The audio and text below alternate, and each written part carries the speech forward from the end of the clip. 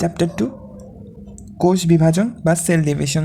এই অধ্যায়ে কোষ বিভাজন ও সেল ডিভিশন নিয়ে বিস্তারিত আলোচনা করা হবে। 3 ধরনের হয়ে থাকে সাধারণত সেল ডিভিশন, এ নিয়ে বিস্তারিত আলোচনা করা হবে। তো কোষ বিভাজন বলতে আমরা কী বুঝি? কোষ বিভাজন বলতে আমরা বুঝি যে প্রক্রিয়ায় আমাদের জীব কোষ বা জীবের যে কোষগুলো থাকে সেগুলো বিভক্তির মাধ্যমে একটি কোষ থেকে 2টি বা 4টি কোষের সৃষ্টি করে বা সৃষ্টি হয়, তাকে কোষ বিভাজন বলে। অর্থাৎ এক্ষেত্রে একটি কোষ থেকে 2টিও হতে পারে, 4টিও হতে পারে। 2টি কখন হবে? এটি 2টি সাধারণতভাবে অ্যামাইটোসিস ও মাইটোসিস এই 2 ধরনের পর্যায়ে হয়ে থাকে, এবং যেটা মিওসিস সে পর্যায়ে একটি থেকে সরাসরি 4টি কোষ উৎপন্ন হয়ে থাকে। সো এর জন্য 2টি বা 4টি বলা হয়েছে। তো এক্ষেত্রে যখন এটি কোষ, তো এইটা যখন কোষ থাকবে তখন এটি হবে মাতৃকোষ বা মাদার সেল। আর যেগুলো তৈরি হবে সেগুলো হবে হলো ডটার সেল।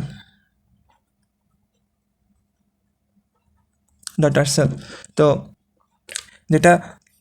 যেটা থেকে উৎপন্ন হয় অন্য কোষগুলো যে কোষটা বিভাজন করে সে কোষটা হবে মাদার সেল, এবং যেগুলো তৈরি হবে সেগুলো হলো ডটার সেল। এগুলো প্রত্যেকটা হলো অপত্য কোষ, অর্থাৎ একটা কোষের সাথে আরেকটা কোষের সম্পূর্ণভাবে মিল বিদ্যমান থাকে। কিছু ক্ষেত্রে আলাদা হয়, বাট ম্যাক্সিমাম ক্ষেত্রেই মিল থাকে। তারপর হলো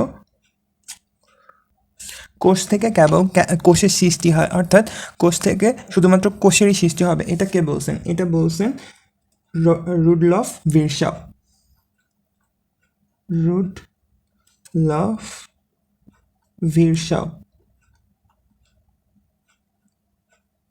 তারপর সামুদ্রিক সালামান্ডার বা ট্রিটুরাস ম্যাকুলোসা এর সর্বপ্রথম কোষ বিভাজন লক্ষ্য করেন কে? অর্থাৎ সামুদ্রিক সালামান্ডার বা ট্রিটুরাস ম্যাকুলোসাতে সর্বপ্রথম কে কোষ বিভাজন লক্ষ্য করেছেন?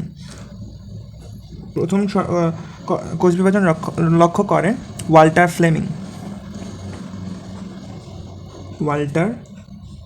ফ্লেমিং, যেটি 1882 খ্রিস্টাব্দে করেছেন। অ্যামাইটোসিস প্রক্রিয়া থেকে জটিল ও উন্নত কোষ উৎপন্ন হয়, কোষ পদ্ধতির উৎপন্ন হয়। এটি কে বলছেন? এটি বলছেন স্টার্সবার্গার।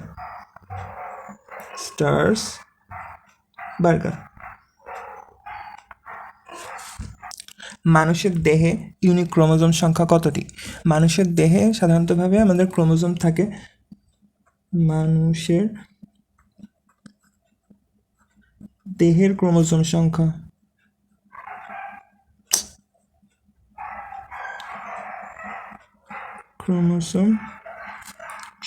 হলো 46টি।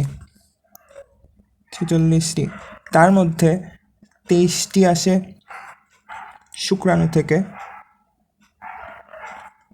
আর 23টি আসে ডিম্বাণু থেকে। তাহলে যেহেতু 2 ধরনের হয়, তো প্রত্যেকটা ইউনিক হবে, এইটা একটা করে মিলিত হয়। সো প্রত্যেকটা যেহেতু আলাদা আলাদাভাবে দুইটা করে আলাদা হয়, তাহলে আমাদের ইউনিক ক্রোমোজোম সংখ্যা কতটি?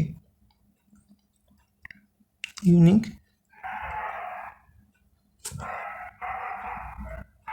ক্রোমোজোম সংখ্যা হলো তাহলে 23টি। কারণ এই 23টা আবার এই শুক্রাণুর 23টা এবং ডিম্বাণুর 23টা, এই দুটো মিলিত হবে দুইটা করে। তো দুইটা করে যদি হয়, তো এটার একটা আলাদা আলাদাভাবে এরকম যদি হয় 23টা জোড়া তৈরি হবে। 23টা জোড়া তৈরি হলে ইউনিক ক্রোমোজোমও হবে 23টা। এটি সাধারণতভাবে ক্রসিং ওভারের মাধ্যমে ইউনিক ক্রোমোজোমটা তৈরি হয়। আমরা জানি যে একটি ক্রোমোজোম যখন এরকম থাকে, তারপর যখন আরেকটি এসে এটার সাথে মিলবে, তখন এর মধ্যে বিভিন্ন পদার্থ বা বিভিন্ন জেনেটিক পদার্থের মিশ্রণ ঘটলে এর মধ্যে আলাদা একটা বৈশিষ্ট্য প্রকাশ পায়। এইটুকের ক্ষেত্রে যতটুকু মিল থাকবে পুরোটা ক্রোমোজোমের সাথে, এইটুকু আবার আলাদা থাকবে বা এইটার সাথে মিলে যাবে, মানে এইটার সাথে এইটার ক্রোমোজোমের সাথে এখানে অল্প একটু মিলে যায়, যার কারণে একটু আলাদা হয়ে যায় এই ক্রোমোজোম দুটো। এটি ক্রসিং ওভারের মাধ্যমে হয়। ক্রসিং ওভার যখন পড়বো তখন এটি সম্পর্কে সম্পূর্ণ ধারণা দেওয়া হবে। তো ইউনিক ক্রোমোজোম থাকে 23টা। তো আর প্রতি কী বলে থাকে, প্রতিটি সেটকে মানে ইউনিক ক্রোমোজোমের প্রতিটি সেটকে এক একটি জিনোম বলা হয়ে থাকে, অর্থাৎ 23টি ক্রোমোজোম ইকুয়াল একটি জিনোম।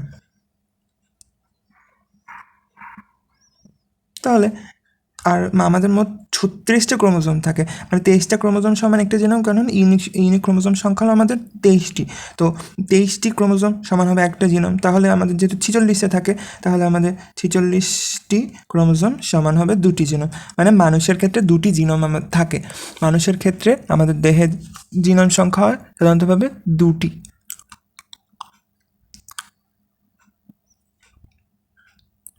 হুবহু একই রূপ বৈশিষ্ট্যধারী ক্রোমোজোম কতটি? সাধারণতভাবে একই রূপধারী বৈশিষ্ট্যসম্পন্ন ক্রোমোজোম থাকে হলো 2টি করে। যেহেতু আমাদের একটি ক্রোমোজোম 2টি করে অবস্থান করে, এবং যখন ধরি যদি আমি একটি ক্রোমোজোম মানে একটি ক্রোমোজোমের ক্রোমাটিড এগুলো, তো এটার সাথে এটা মিললে ক্রসিং ওভারের সময় এটার সাথে মিলবে, তখন এখানে যে পদার্থটুকু থাকে লাস্টের দিকের এই পদার্থটুকু বা এখানের অংশটুকু এর সাথে বিনিময় ঘটবে। বিনিময় ঘটলে এর মধ্যে মানে কিছুটা মিল পাওয়া যাবে, মানে এই দুইটার মধ্যে দুইটার মিল পাওয়া যাবে। তো হুবহু একই রূপ বৈশিষ্ট্যধারী ক্রোমোজোম সংখ্যা হয় সাধারণত 2টি করে, তাহলে মোট হয় 23টি। তো সেইভাবেও বলা যায় যে ইউনিক ক্রোমোজোম সংখ্যা হবে আমাদের 23টি। এরপর কোষ বিভাজনের প্রকারভেদ। আমরা জানি কোষ বিভাজনের প্রকারভেদ 3 ধরনের হয়ে থাকে। কোষ বিভাজন সাধারণতভাবে 3 ধরনের হয়, সেগুলো হলো অ্যামাইটোসিস, মাইটোসিস ও মিওসিস। অ্যামাইটোসিস এর অনেকগুলো নাম আছে। 2 মাইটোসিস,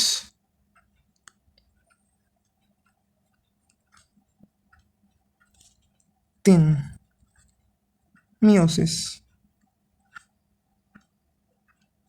তো অ্যামাইটোসিস বিভিন্ন নাম, সেগুলো হলো অ্যামাইটোসিসকে বলা হয়ে থাকে প্রত্যক্ষ কোষ বিভাজন।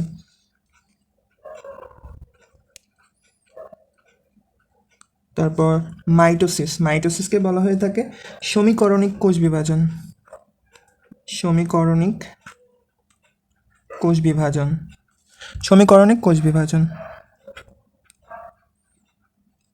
তারপর মিওসিসকে বলা হয় হ্রাসমূলক, অর্থাৎ এক্ষেত্রে ক্রোমোজোম সংখ্যা হ্রাসমূলক কোষ বিভাজন। এক্ষেত্রে নিউক্লিয়াস 2বার বিভাজিত হলেও ক্রোমোজোম মাত্র 1বার বিভাজিত হয়, যার জন্য এটি ক্রোমোজোম সংখ্যা কমে যায়, যার জন্য একে বলা হয়ে থাকে হ্রাসমূলক কোষ বিভাজন। এখন আমরা অ্যামাইটোসিস সম্পর্কে বিস্তারিতভাবে জানব। অ্যামাইটোসিসের ক্ষেত্রে কি হয়? অ্যামাইটোসিসের ক্ষেত্রে সাধারণতভাবে একটি মাতৃকোষ থাকবে, একটি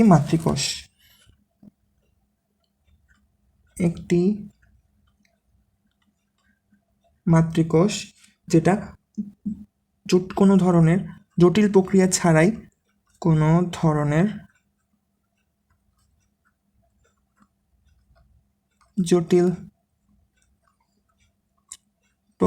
ছাড়াই কোষ বিভাজনে সক্ষম বা কোষ বিভক্ত করতে পারে বা কোষ বিভাজনে সক্ষম। কোষ বিভক্ত করে যদি অপত্য কোষ তৈরি করে। অপত্য কোষ বলতে ডটার সেলকে বোঝানো হয়, অর্থাৎ 2টি ডটার সেল তৈরি করবে এবং 2টি অপত্য কোষ বা ডটার সেল উৎপন্ন করে। 2টি অপত্য কোষ বা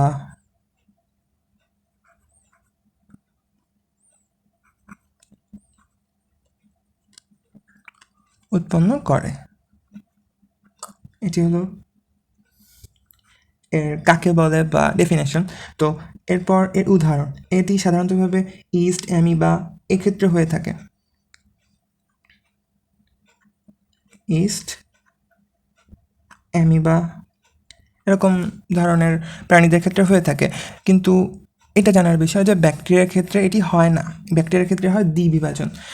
কারণ দ্বিবিভাজন হওয়ার একটি কারণ হলো এতে নিউক্লিয়াস থাকে না, এতে কোনো নিউক্লিয়াস থাকে না, বৃত্তাকার একটি ডিএনএ থাকে। তো সম্পর্কে আমরা জানবো ইনশাল্লাহ। তো এরপর আমরা এর স্টেপগুলো দেখবো, অ্যামাইটোসিসের ক্ষেত্রে যে স্টেপগুলো আছে সেগুলো আমরা এখন দেখব। তো স্টেপ ওয়ানে কী হবে, প্রথমেই কোষের আকার বড় হবে, কোষ এর আকার বড় হবে।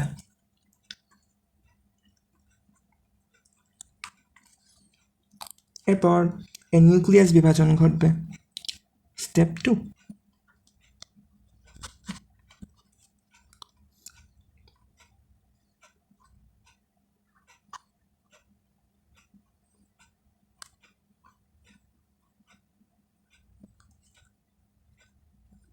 অর্থাৎ এক্ষেত্রে নিউক্লিয়াসের যে সাইজটা আছে তো সেটা বৃদ্ধি পাবে এবং নিউক্লিয়াস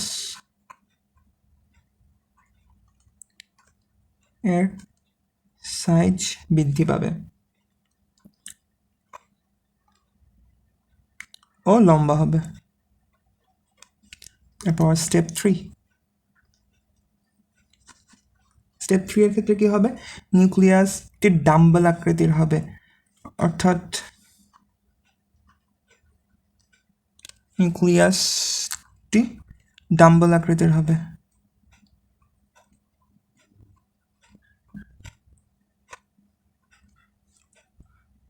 ডাম্বেল আকৃতির বলতে কিছুটা এরকম, এখানে পুরোপুরি বিভাজিত হবে না, এখানে বড় হবে, মানে নিউক্লিয়াস বিভাজন শুরু হলে নিউক্লিয়াসের সাইজও বৃদ্ধি পাবে এবং লম্বা হবে। তো এরপর হবে হলো জিনিসটা এরকম কিছুটা, মানে এর পরের ধাপে এটা আলাদা হয়ে দুটি আপত্য নিউক্লিয়াসে পরিণত হবে। স্টেপ 4 এর ক্ষেত্রে হবে সেল মেমব্রেন বা গর্ত বা খাত সৃষ্টি করবে, অর্থাৎ এর মধ্যে সেল মেমব্রেনের খাত, এরকম একটা খাত সৃষ্টি হবে। তো সেল মেমব্রেন বা কোষঝিল্লি, সেল মেমব্রেন বা কোষঝিল্লি এটা দেখাই তো যায় না।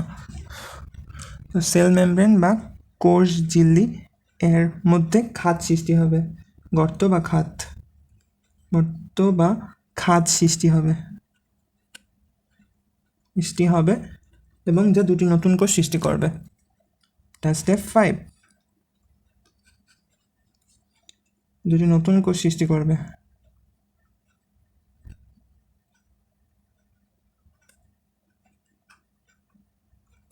তো এরপর এটা আমি এঁকে দেখাবো।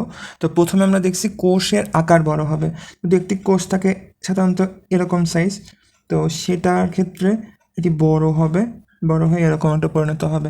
এরপরে নিউক্লিয়াসের আকার বৃদ্ধি পাবে, তো নিউক্লিয়াসের আকারটা এরকম বৃদ্ধি পেল।